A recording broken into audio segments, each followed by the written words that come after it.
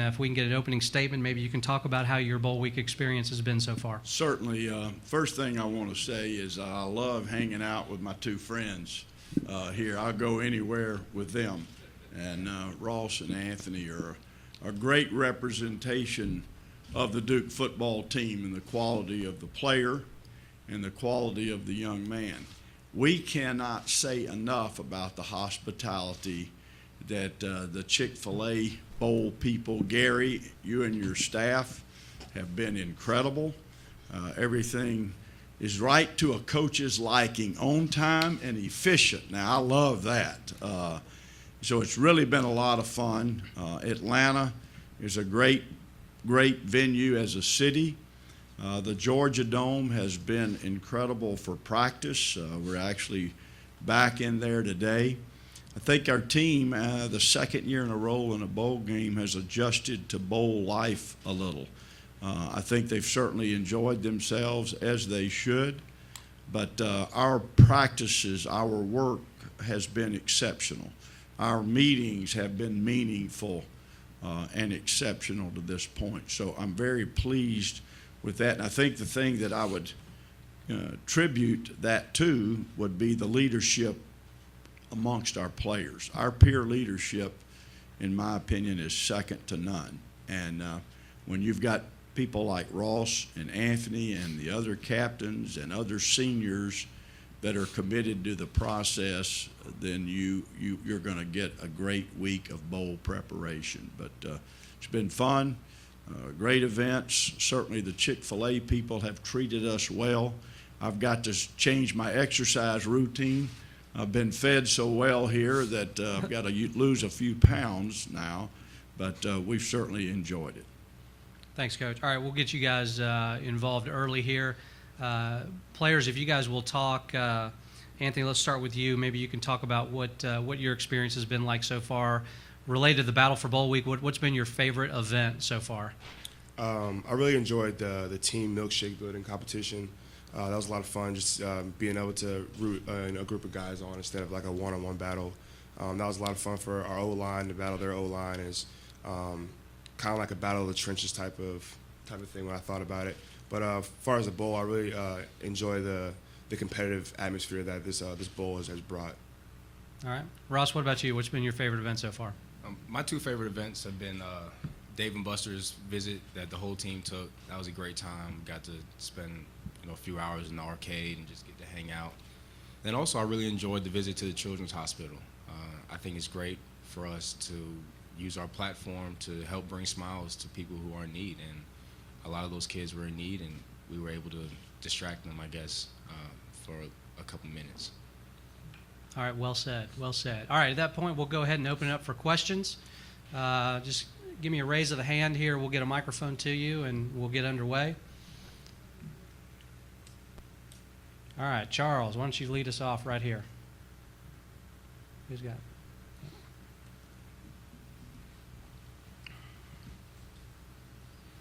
Coach, obviously you get the distinct pleasure of facing a Heisman quarterback 2 games in a row. What are the unique challenges that you face as you try to prepare for Manziel? Well, he is a very unique challenge, to say the least. He's obviously surrounded by good players. They're extremely efficient offensively and well coached, and then you throw his ability to create. I've been doing this a long time. I don't think I've ever seen anybody ad-lib on a field better. So the things that concern you are giving up explosive plays when you seemingly have a play defended. So you're almost having to defend 2 plays in one snap. The one that may be drawn up, which is difficult enough to defend, and then the one that starts when he starts ad-libbing and moving in and out of the pocket. That's extremely taxing to your defense. It requires a lot of discipline on people in the back end, and I know Ross has been coaching his buddies back there to be very disciplined in all of this preparation.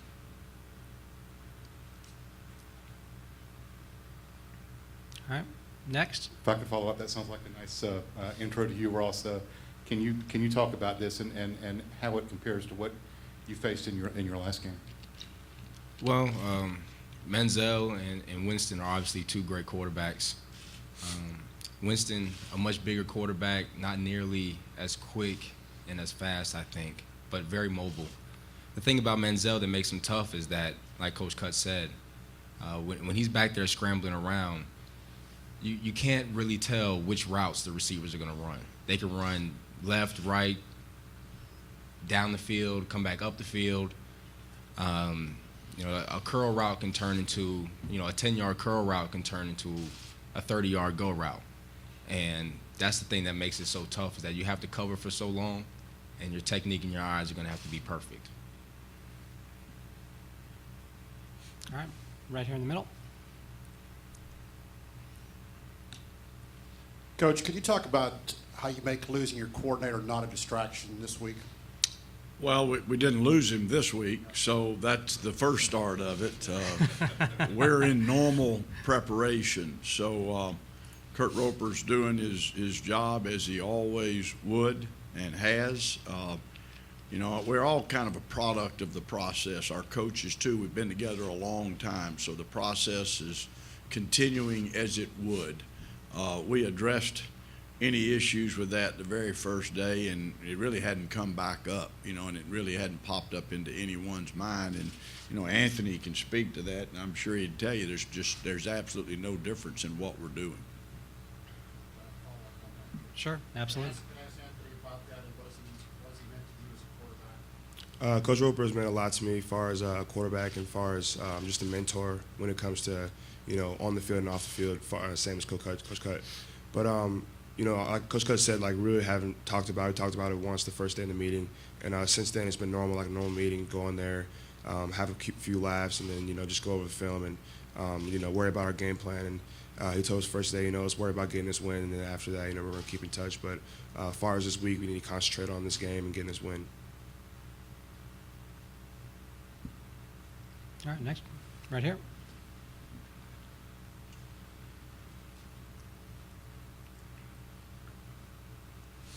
Coach, with all the breakthroughs you've had in building this program and getting to the ACC title game, and you've been to a bowl, but how big is it to actually win a bowl game? How much is that something that you're emphasizing and talking about?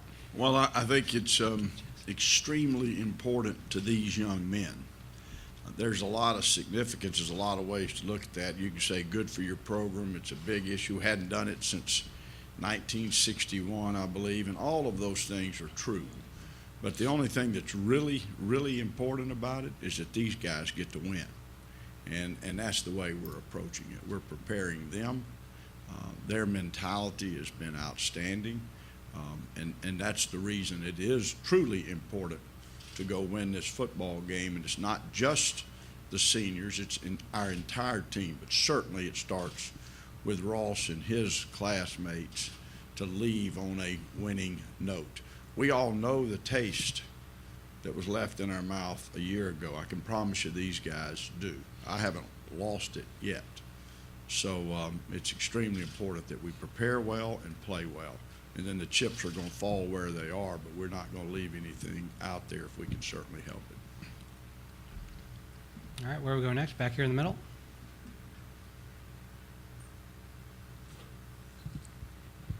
Ross, can you talk about your matchup, the defense's matchup with Mike Evans? Does he remind you of anyone you've played thus far this year? Well, our last game got to go up against somebody like him, and Kelvin Benjamin at Florida State. They both have similar size, similar speed. But other than those two, I think it doesn't get much better than that in terms of size and speed and athleticism, the total combination. So for our defense, you got to play team defense against a player like that. Someone who can do as many things as he can. You're going to need to gang tackle. You're going to need to get pressure on the quarterback. And we got to make sure that we stay in our technique. If we can do those things, I think we can do a pretty good job on them. All right, where are we going next, guys? All right, right here. Coach, you're coming off Duke's best regular season and playing in the best bowl in your history. Can you talk about what it means to your program and what Duke football will take away from this experience? I think to start with, it's certainly an important game for our program as well. I mentioned the reason it's most important to win this game, but we have now a class that came in a year ago that have gone to bowl games both of their years in our program. That needs to become a standard. And then once it becomes your standard, it becomes a habit, and that's all certainly capable of occurring. We've built the program around that, around consistent success. And so these are certainly huge steps in that regard. And as you move forward, what bowl games do, over a 4 or 5 year in a row period, you start looking at the practice time. If you take a freshman that entered Duke when we weren't playing in bowls, and you took a freshman that entered in a school that was playing in a bowl game every year, if he redshirted after 4 years, how much more practice time has he had than a player that never got this experience? Also, there's no doubt, I've been around this a long time, when you taste bowl games, when you taste what a championship game feels like, you don't forget it. It's a whole lot easier to get back the second time than it is the first time to a championship game. I can promise you that. And I hope we have created that. I know we have created that kind of hunger in our program.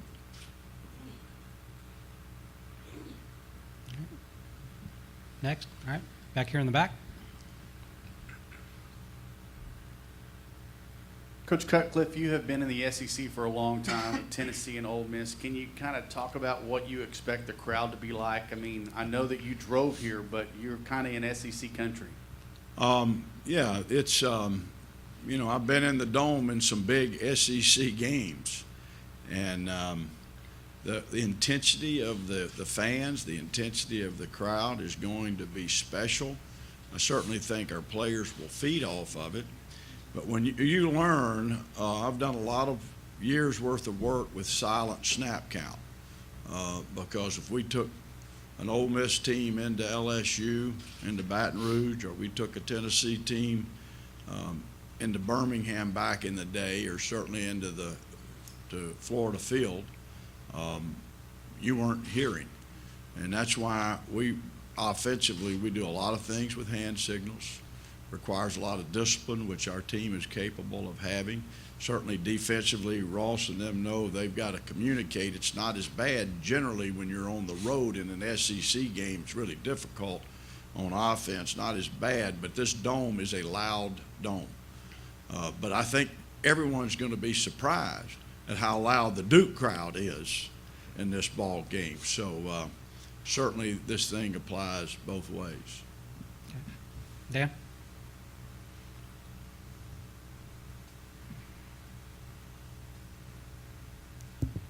Yeah, David, I was just curious, how would you put Manziel in a historical context? I know you're familiar with some of the greatest quarterbacks who've ever played in college.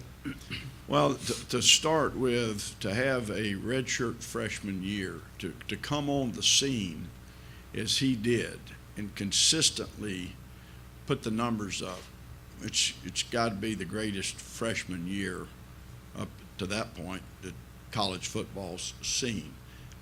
The excitement meter in the way he plays takes it through the roof. So to become somewhat legendary in 1 year puts you, right at the top of the ladder in the historical sense of what a player, an individual player, has meant to college football.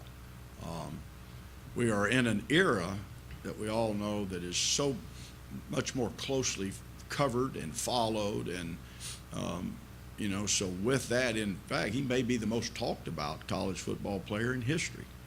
So he certainly has earned all of that on the field, and it's pretty incredible when you look at his 2-year totals and numbers of what he's been able to put together. So I think the other thing that he's exciting, he ad-libs, he's consistent. He plays really, really well every time he plays the game. And I think that gets lost a little bit when I read descriptions of him. All right, where are we going next, guys? All right, right here in the middle again.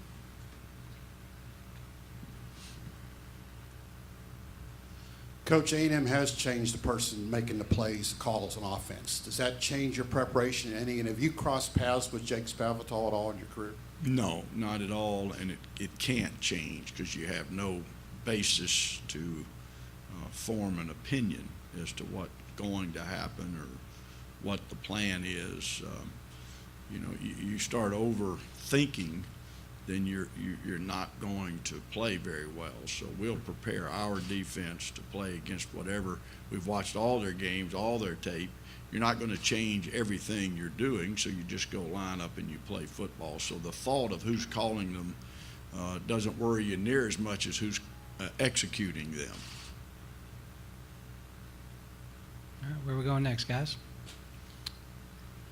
All right, Coach, I've got one. And we saw today that USA Today has ranked this bowl matchup as the 6th best of the bowl season. From your perspective, what do you think makes this an exciting matchup that would put it on par with some of the BCS matchups that we've got this year? Yeah, I think they may have missed it by 3 or 4, but other than that, I think it's a great matchup. You have two similar offenses that are very capable of getting a lot of people involved.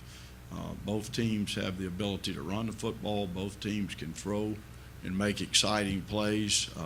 You've got some experience in both secondaries. Both secondaries have made critical plays at critical times.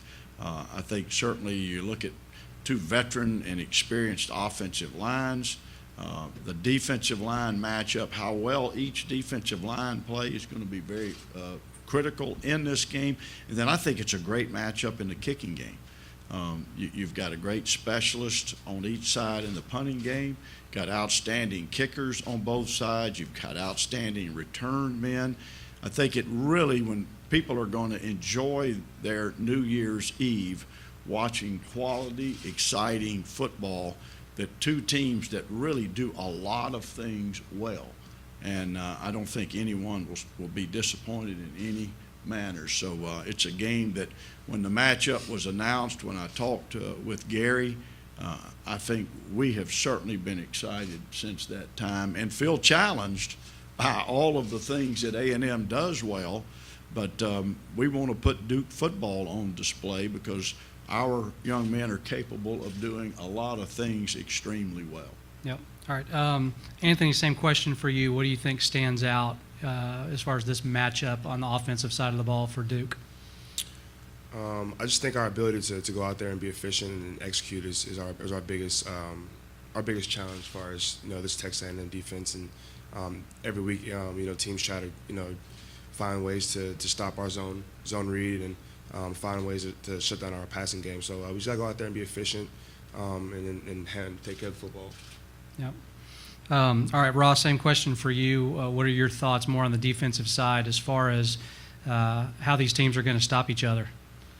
Well, I haven't seen much of their defense, but I can tell you for us, we look forward to this opportunity. This opportunity to go up against another Heisman Trophy winner. In my career, I played against basically like 4 Heisman Trophy winners, 4 or 5. So we look forward to this opportunity to go up against the best because we want to be the best. Okay, let's go back here in the back. Coach Cutcliffe, having been in both leagues, do you think a true rivalry between the SEC and the ACC exists these days? I do. We bump heads regionally for the most part. Of course, we're up and down the eastern seaboard now, but regionally, we're going to run into each other recruiting. Right here where we're sitting is one hot spot where that occurs. Anybody that's in this business, you're a competitor. So it gets your competitive juices flowing, whether we're recruiting against each other, whether we're competing on the field. People keep score in that regard. And this bowl game, people have kept score as to what's occurred through the years. So I think everybody has a lot of awareness in that area. So I certainly, being a part of Southeastern Conference for so long, growing up in it, and now being a part of the ACC for 6 years, I'm very proud of who we are and what we're doing and where we're headed most importantly, and I think that's why these matchups are extremely important to us, as to where we know where we're headed, and we've got to make sure other people understand that and know. To follow that up, just so you guys are aware, the ACC actually leads the SEC 11 games to 10 in this game since they've been playing, and the average margin of victory is right around a touchdown. So it's been pretty close and competitive here in our bowl specifically. All right, back here in the back again. Anthony, this one's for you. You hear all this talk about Johnny Manziel and this A&M offense. Is there kind of a chip on your shoulder, or how are you guys wanting to prove against an A&M defense that has struggled at times this year that you guys can put up points too? Honestly, it's not our offense versus their offense. It's Duke versus Texas A&M. So, we know that throughout the year, our offense has struggled here and there, and the defense picked us up, and the defense struggled and always picked them up. So. It's a team game. It's not a battle versus me versus Johnny or our offense versus their offense. It's Duke versus Texas A&M.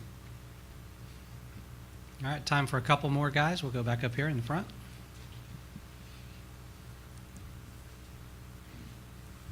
Coach, Kevin Sumlin has mentioned that he's known you for a while. Just curious about how you guys got to know each other when and how close your friendship is, the relationship is.